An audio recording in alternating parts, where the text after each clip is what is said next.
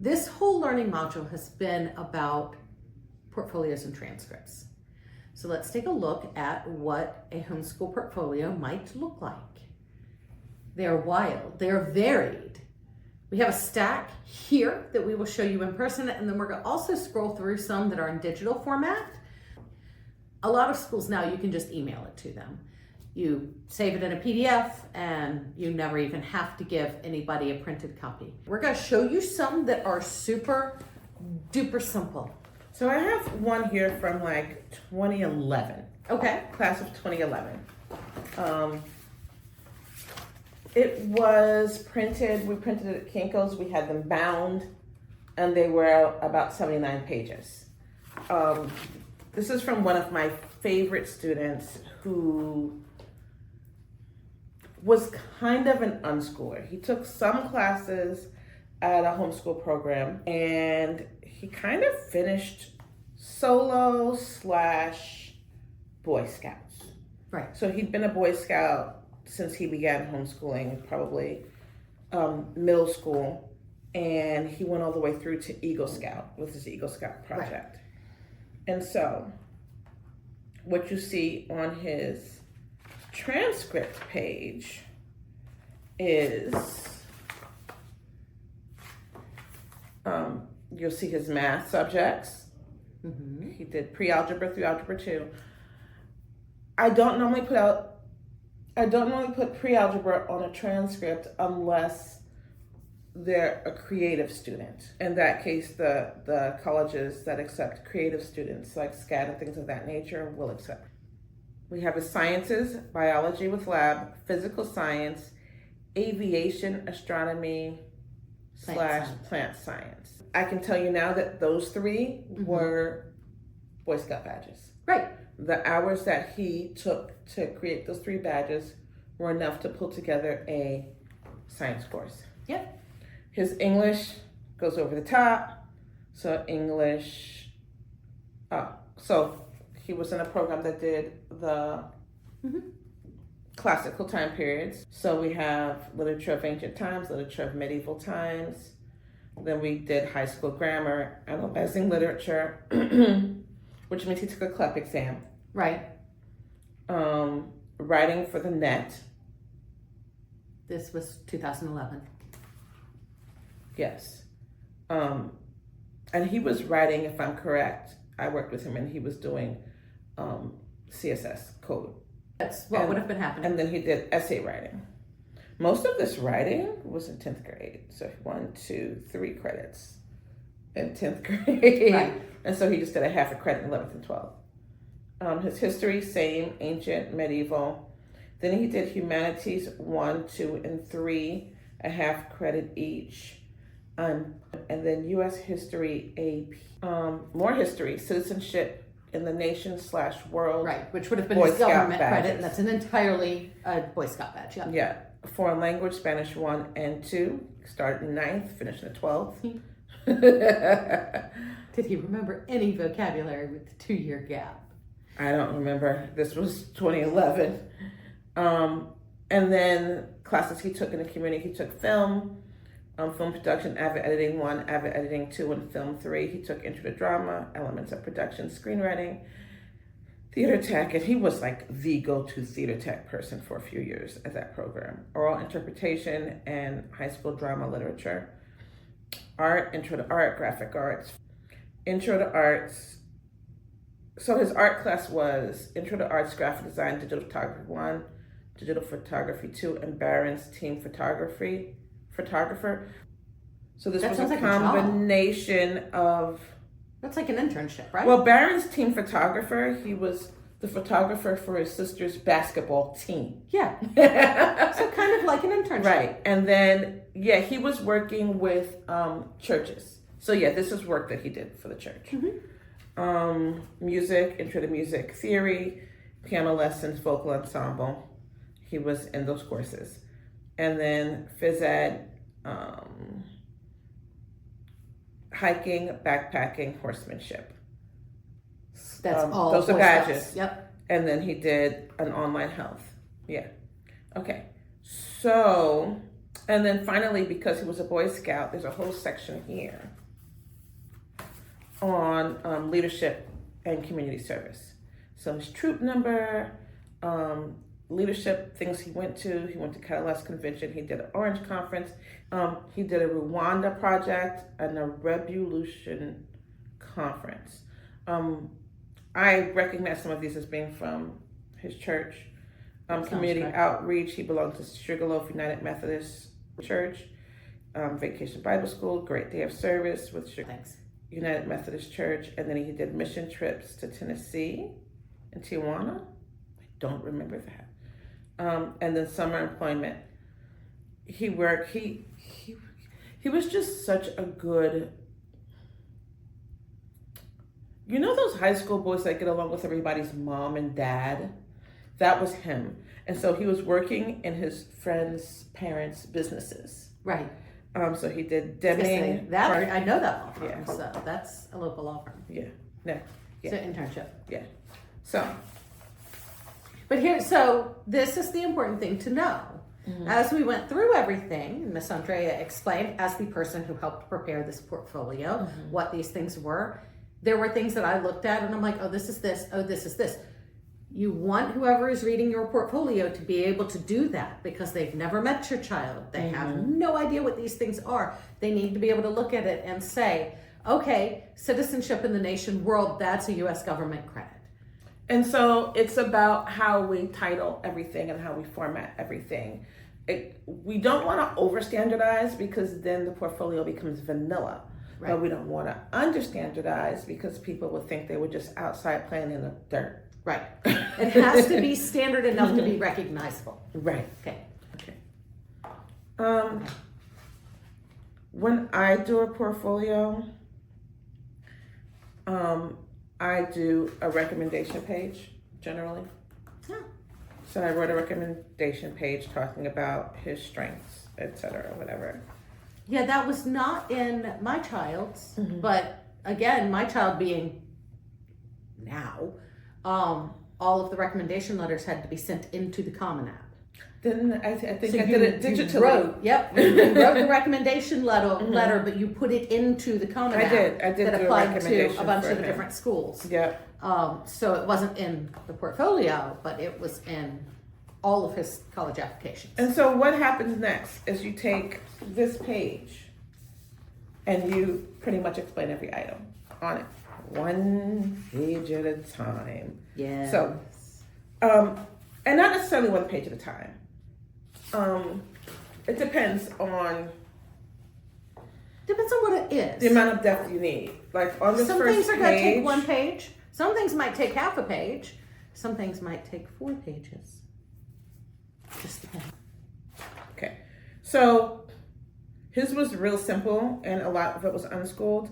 We did this as simply as humanly possible. What we're going to show you and the forms we're going to give you are a little bit more detailed and more attuned to what people today want. But back then I just said language arts and in a paragraph just explained the course he took, what it covered, et cetera, et cetera. Then we went to the next language arts, the medieval, what it covered. That's 2 on 1 page. And then we did grammar. I thought he said academy. That's everything else. Yeah, that's everything else. High school grammar, 10th grade, 1 credit, lifetime learning, grammar, analytical grammar, high school English, analyzing lit. But we included everything he used. David Copperfield, page and a half. Spark Notes, Brain Pop Tests, Anthology of World Literature. Yeah, I made everyone read that. Analyzing, Interpreting, Literature REA Club Guide. Yes. So the top half here is the language arts portion. Mm-hmm. And then that's the first page of it. Right. So if your student is looking to go to a super homeschool friendly college. This was a super homeschool friendly college. This is still acceptable. Yeah. Like for places that are absolutely, we love homeschoolers, bring us all the homeschoolers. Mm-hmm. This level of documentation will still be sufficient for them. But understand, I wrote down what books he read and what books he used in this. That's very important. And then math, Math is just the bottom of this page Right. and then the top of the next page. Thank you. I will Vanna White for you. Okay, cool. So that's just here. Yeah, and then And the then- top of this page. So, Algebra 9 teaching textbooks. No, pre-algebra in the 9th grade. So, pre-algebra 9th grade teaching textbooks. 10th grade Algebra 1 teaching textbooks. 11th grade geometry teaching textbooks. 11th through 12th grade. No, Algebra 2. 12th Algebra grade. 2. That's not an 11. Oh, It's Algebra 2. okay. Algebra. 11th grade geometry teaching textbooks. 12th grade, he did Algebra 2 with Alpha, Omega, and Math Tutor DVD. And then he did Consumer Math Right. for grade 12 using Alpha, Omega Consumer Math Program. And personal finance is on there. And then he did Personal Finance using, I remember putting this together for him, Dave Ramsey. So, history, 4 credits, history of ancient times, history of medieval times. And then U.S. history he did, and this site doesn't work the way it used to work. I miss it so much. It was hippocampus.org AP curriculum. That's where we got all the AP curriculums from back in the dark ages. Yeah. I need to do some internet scouring Yeah. because my kids used this too. And then high school social studies. This is from his Scout badges. And this is 1, 2, It's at least 3 pages. 3, 3.5. 3.5 pages. It literally, just for proof, because sometimes we need to show the depth of the work. This is all the instructions from his Scout badges. Right. So that it didn't say, oh, he took a Boy Scout badge, but that we're showing everything he had to do So, to earn for that people badge. who are not familiar with BSA requirements, they give you a guide sheet for every step, for every badge that you have to earn, for every step in an Eagle Scout. And so what has happened here is that guide sheet for citizenship in the nation and the world. citizenship in the world. So this is straight up copied and pasted from the BSA material for what those 2 badges require. And this impressed the mess out of homeschool friendly colleges. Yeah. And so when we finished with Layat, then he You did the same thing with science. Then we did science. Biology with lab at the homeschool program. I Yeah. remember that. He and my son were in the same class. Physical science. Probably also in the homeschool program. Perhaps. And then he did the Scout Right. combination, aviation, astronomy, plant science. See, for me, for organizationally, I would have split those into 2 different things. Yeah. I would have done aviation and astronomy as one and plant science as a half. Guess who didn't care? Yeah, that's fair. The homeschool friendly college. I- Because this is a lab science and that's technically a lab science, so he just needed one more science. He did put in the Right. hours. And so once So, again, I mean, now we're saying that we need 4 sciences, right? now we do. So But this that's was 2011. 2011, 3 sciences was the norm. Now they're kind of asking for 4, so. This was in depth though. Yeah. So that's the other thing that I would Agronomy, horticulture, probably have given a full credit out field for. botany. We literally did the math on how many hours you spent on each thing. Got it. Because we're trying to get to Carnegie credits, which Sure. we talked about. But all of this is, The documentation Science. for that. and then we do foreign language, Spanish 1, 9th grade, Bob Jones Spanish. He did that at the homeschool program, and then Spanish 2. He was like, oopsies, I didn't finish Spanish. He used a course called Fluens online. And then humanities. He worked on the Truth Project. Mm-hmm. Oh, That would have been through the homeschool program. yeah, it says it right here. Yep. Humanities 2, Teacher Resource Online, Christian Worldview. Humanities 3, Teacher Resources Online. So that homeschool program had a very specific worldview program. That they required and every so student to take. this would fall into humanities or religion. Right. And we named it humanities. Then electives. As much as his courses, this much as his electives. Okay. Yes. Why? That is so common in homeschool portfolios. Yes. You're going to have at least as many electives as you will court studies. Right. And I'm just gonna fly through these. Media arts, theater arts, intro to music theory, intro to art, film production. Yep. Oral interpretation, piano. He took 1 year of private piano lessons. Male vocal ensemble, graphic arts and design, avid editing, editing 2, film 3. He did film 3 on his own through Boy Scout and another organization. That looks like he was filming. He was working. Yeah, He that was looks like it working. was an internship, basically. Yeah.